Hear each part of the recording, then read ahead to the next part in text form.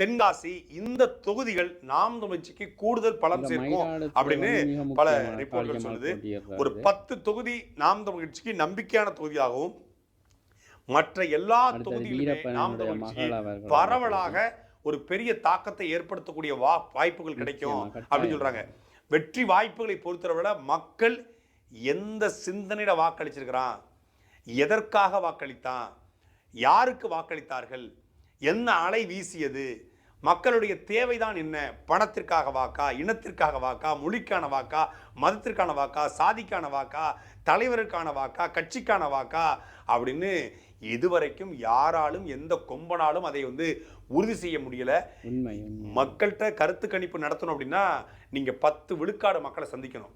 10 விழுக்காடு மக்களை சந்திக்கணும் அப்படின்னா அதுக்கு நமக்கு பெரிய ஒரு படை தேவைப்படும். நான் சொன்னேன் முதல்ல 8800 அது நக்கலா சொன்னேன். ஆனா 8800